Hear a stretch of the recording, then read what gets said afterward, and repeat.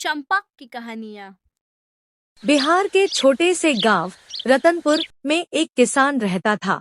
उसका नाम था मोहन।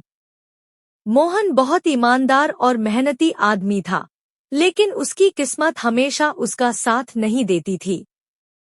उसकी जमीन बंजर थी, बारिश कम होती थी और फसल अक्सर खराब हो जाती थी। फिर भी मोहन हर साल पूरी लगन से खेती करता और उम्मीद रखता कि एक दिन मेहनत जरूर रंग लाएगी। एक दिन गांव के कुछ लोगों ने मोहन से कहा, अरे मोहन, तू क्यों इस बंजर जमीन पर मेहनत करता है? यहाँ तो कुछ उगने वाला नहीं। मोहन बोला, अगर धरती माँ को सच्चे मन से सींचा जाए तो वो जरूर फल देती है। उस साल मोहन ने अपने खेत में नए बीज बोए और दिनरात मेहनत की। वह रोज सुबह सूरज उगने से पहले खेत पहुंच जाता, मिट्टी पलटता, पानी डालता और पौधों से ऐसे बात करता जैसे अपने बच्चों से करता हो। इधर गांव के लोग उसे देखकर हंसते और कहते, देखो, पागल मोहन फिर अपनी सूखी जमीन पर मेहनत कर रहा है।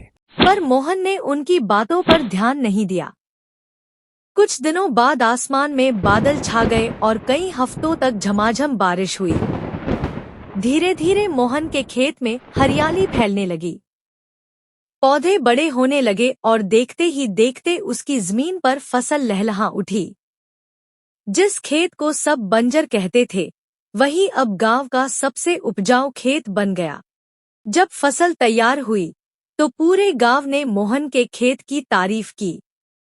प्रधान ने भी कहा, मोहन, तूने साबित कर दिया कि सच्ची मेहनत कभी बेकार नहीं जाती। मोहन बोला, भगवान मेहनती का साथ कभी नहीं छोड़ते। अगर मन में सच्चा विश्वास हो तो सूखी जमीन भी सोना उगल देती है। इस कहानी से हमें यह सीख मिलती है कि मेहनत और विश्वास से हर मुश्किल आसान हो जाती है। जो हार नहीं मानता वही सच्चा विजेता होता है।